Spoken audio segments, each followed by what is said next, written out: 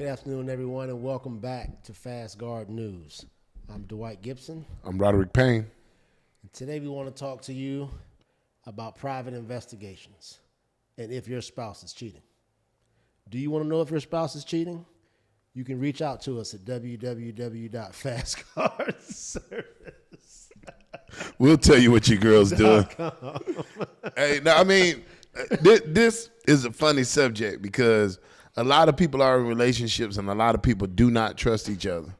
And part of that non-trust, like, we've all had that feeling before, like, you know, I love her, I want to commit, I want to get married, but, you know, I want to know. Mm-hmm. And I think in this day and age, everything's out on the internet. I think it kind of helps to know if a girl had an OnlyFans and, you know, she did a 100 guy meetup. 1,000 guy meetup, and then, you know, now she's saying, you know, I want to settle down. I mean, that it hurts, but the truth is gonna hurt, right?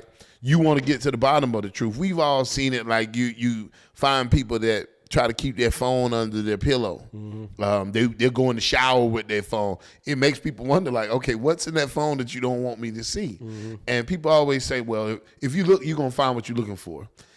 That's true and false. Mm-hmm. If you look, when the person's truthfully not doing something, you're not going to find anything. I always told clients that I'm not the type of guy, I'm not the type of mechanic that you're going to come to with a flat tire and I'm going to say you need an engine.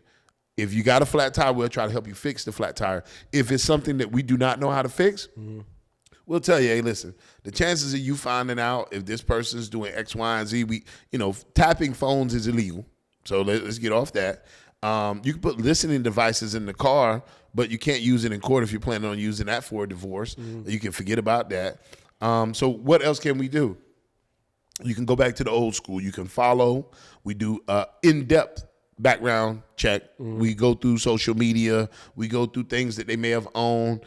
If you own the phone, now this is a big tip. If you own the phone, what's stopping you from getting the phone records? You can call and ask for the phone records. We can take those results and those phone records and analyze them, see the frequency of numbers. If she goes to work every morning at 7 a.m., but she's leaving it at 4 a.m., saying that she needs to be there a little early or whatever the case, you know, you can see it. You can see what calls she makes immediately when she leaves the house, or he or they. Mm-hmm. So you want to be on top. I think knowledge is power, and I think not a lot of people want to ask that question because people kind of look at it as, that's like signing a prenup. Mm-hmm. You know, people, oh, that's not right. We're coming into the relationship together. Negative. This is an investment. So when you get married, this is your partner. This is a partnership. It's a business. I don't want to partner up with somebody who thought having an OnlyFans 5 minutes ago was a great idea, or somebody that beat their last wife to death. Or husband. Or husband to death. Or, you know, somebody that did something crazy that if I would have caught it, it would have threw up a red flag. And I might have wanted to be going a different way. There's nothing else in life, and this is only my opinion, guys. You don't have to live and die with me on this one.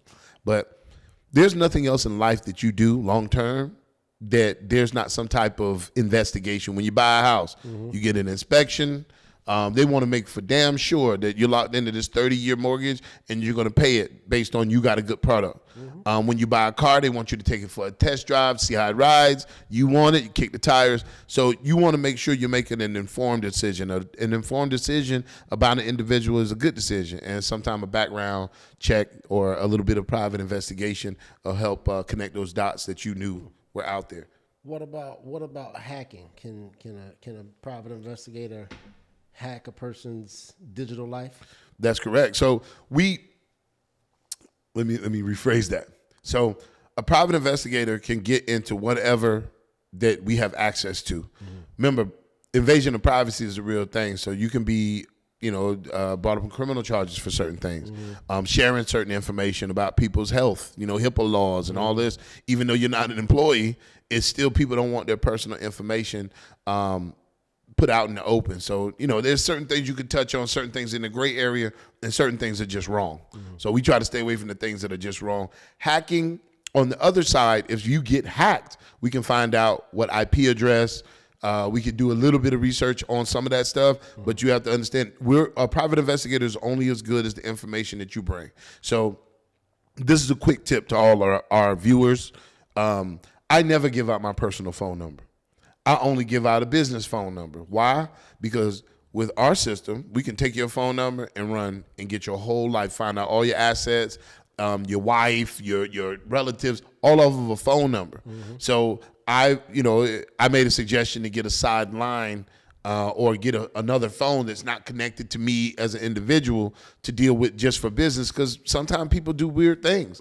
You give people your phone number, they'll run it through a background search. Having a background search when you're dating is magical.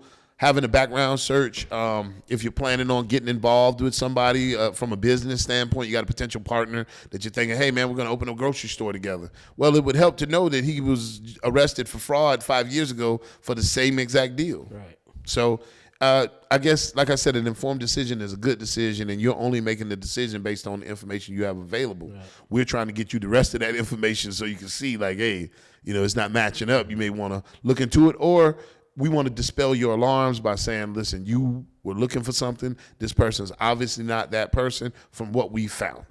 So human beings are creatures of habit. So other than cheating or infidelity, what else can you hire a private investigator for, and what other valuable skills can they bring to the table?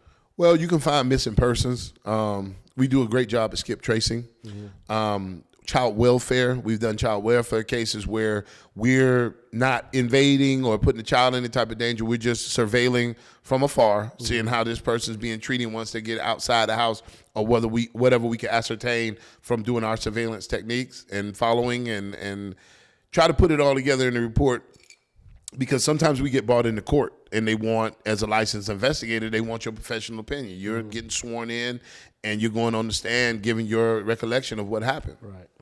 So I think the most famous private investigator is the private investigator that busted I think it was the Tupac killing or whatever, or it was a couple of them that had private investigators that did amazing things to help solve murders. So a private investigator is no different from a detective. The issue with a detective is like, as a private investigation agency being licensed, we take on customers at our will.